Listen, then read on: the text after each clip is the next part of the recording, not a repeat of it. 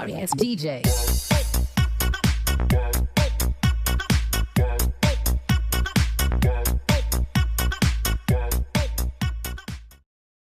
Mata Nara terbelalak, jantungnya berdentam keras saat Milan menempelkan bibir di bibir ranumnya.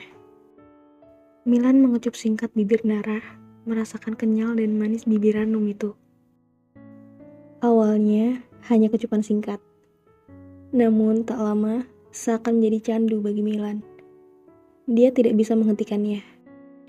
Kecupan-kecupan kecil pun mulai Milan lakukan.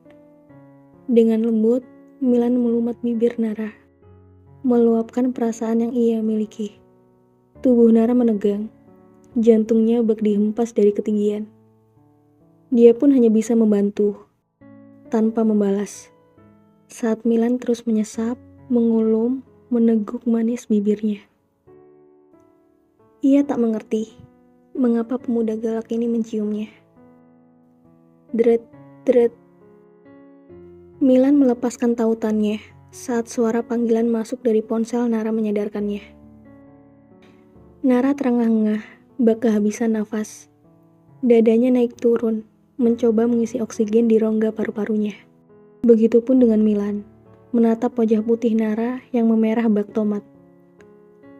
Dengan nafas masih pendek, Nara menutup mulutnya dengan punggung tangan.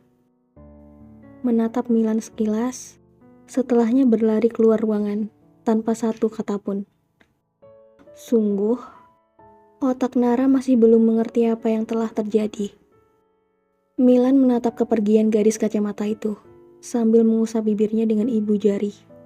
Sungguh, tadi ia tak dapat menahan diri untuk meluapkan rindunya pada gadis kacamata itu. Nara telah meninggalkan ruangan Milan. Ia sudah berada di parkiran mobil, mendekat pada kendaraan Chelsea yang terparkir.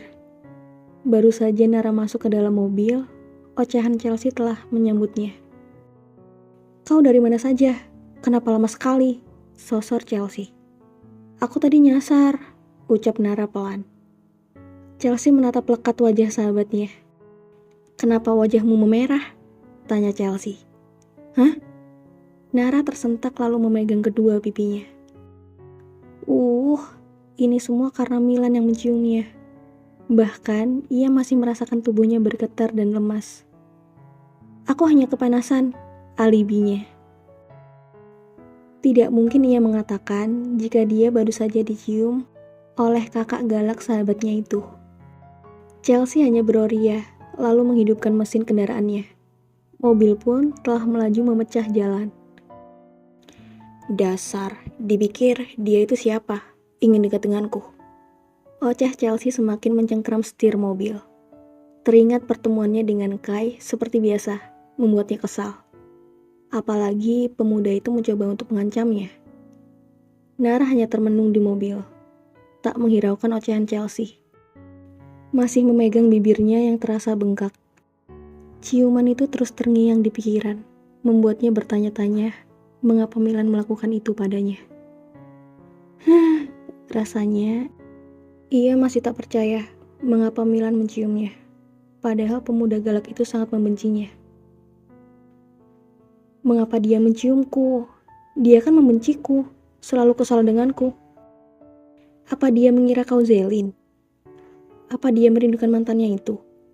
Tapi kenapa dia harus menciumku? Dia itu buta ya? Masa tidak bisa membedakan antara aku dan mantannya? Dari tinggi badan saja sudah jelas berbeda. Dia model, sedangkan aku mini gini, kayak sampo kemasan saset." Gerutu Nara menganggap dirinya sebagai pelampiasan. Nara terus bermonolog sendiri, berdecak sebal dalam hati. Tak terima Milan mengambil ciuman pertamanya, hanya karena merindukan mantannya. Inikah ciuman pertamaku? Ciuman pertamaku raib, hanya karena dia teringat dengan mantannya. Itu pasti karena dia sudah kelamaan jomblo sih. Jadi jiwa jomblonya meronta-ronta. Dumel Nara dalam hati, berpikir Milan tidak akan pernah menginginkannya. Apalagi jatuh hati padanya. Siapalah dia, hanya gadis kacamata, miskin pula. Benar-benar telah lengkap. Milan termenung di ruangannya. Setelah mencium Nara, ia mulai sadar jika ia merasakan getar cinta. Dia benar-benar telah jatuh cinta pada si culun. Hari-hari yang dilalui bersama si culun ternyata membuat hatinya kecolongan. Entah sejak kapan perasaan itu mulai merasuk. Ia mulai mencintai si culun dan perlahan melupakan patah hatinya. Lalu bagaimana dengan Zelin? Milan menyelami palung hatinya perlahan. Nama itu sudah memudar di dalam perasaan Milan. Berganti bayangan gadis berkacamata.